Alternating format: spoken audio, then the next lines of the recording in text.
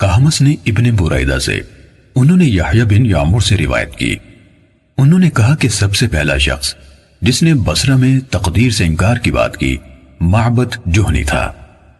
میں یعنی یحییٰ اور حمید بن عبد الرحمن حمیری حج یا عمرے کے ارادے سے نکلے۔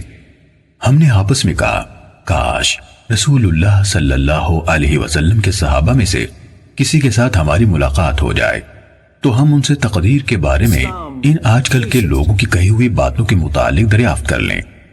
توفیق الہی سے ہمیں حضرت عبداللہ بن عمر بن خطاب رضی اللہ عنہما مسجد میں داخل ہوتے ہوئے مل گئے۔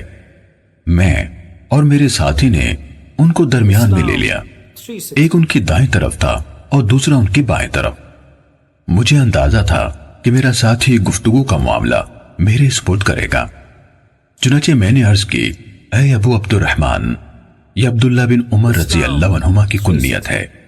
واقع یہ ہے کہ ہماری طرف کچھ ایسے لوگ ظاہر ہوئے جو قرآن مجید پڑھتے ہیں اور علم حاصل کرتے ہیں، اور ان کے حالات بیان کیے۔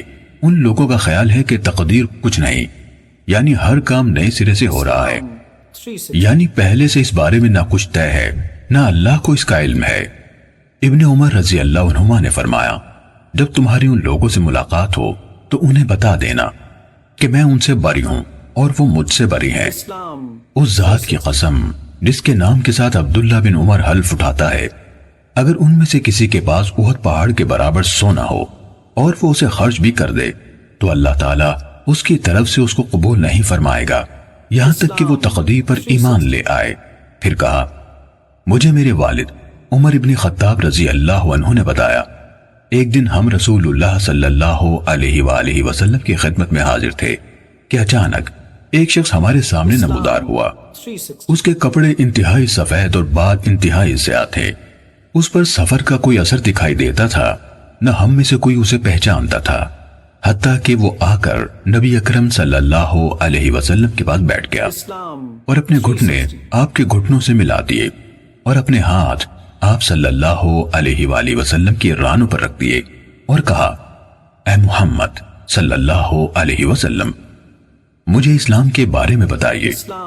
رسول اللہ صلی اللہ علیہ وسلم نے فرمایا، اسلام یہ ہے کہ تم اس بات کی گواہی دو کہ اللہ تعالیٰ کے سوا کوئی عبادت کے لائق نہیں اور محمد صلی اللہ علیہ وسلم اس کے رسول ہے۔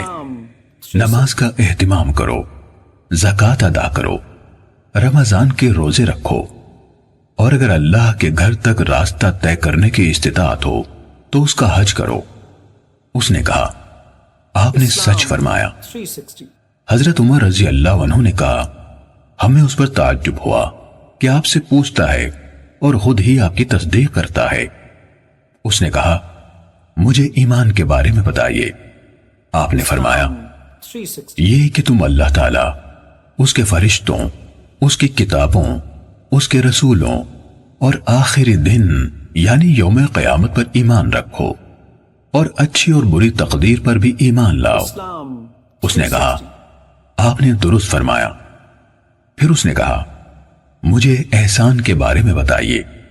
آپ نے فرمایا، یہ کہ تم اللہ تعالیٰ کی عبادت اس طرح کرو گویا تم اسے دیکھ رہے ہو، اور اگر تم اسے نہیں دیکھ رہے تو وہ تمہیں دیکھ رہا ہے۔ اس نے کہا، تو مجھے قیامت کے بارے میں بتائیے۔ آپ نے فرمایا، جس سے اس قیامت کے بارے میں سوال کیا جا رہا ہے وہ پوچھنے والے سے زیادہ نہیں جانتا۔ اس نے کہا، تو مجھے اس کی علامات بتا دیجئے۔ آپ نے فرمایا، علامات یہ ہیں کہ لونڈی اپنی مالکہ کو جنم دے، اور یہ کہ تم ننگے پاؤں، ننگے بدن، محتاج، بکریاں چرانے والوں کو دیکھو کہ وہ اونچی سے اونچی عمارتیں بنانے میں ایک دوسرے کے ساتھ مقابلہ کر رہے ہیں۔ حضرت عمر رضی اللہ عنہ نے کہا، پھر وہ سائل چلا گیا۔ میں کچھ دیر اسی عالم میں رہا، پھر آپ صلی اللہ علیہ وآلہ وسلم نے مجھ سے کہا، اے عمر، تمہیں معلوم ہے کہ پوچھنے والا کون تھا؟ میں نے عرض کی، اللہ اور اس کا رسول زیادہ آگاہ ہے۔ آپ صلی اللہ علیہ وآلہ وسلم نے فرمایا، وہ جبرائیل تھے، تمہارے پاس آئے تھے، تمہیں تمہارا دین سکھا رہے تھے۔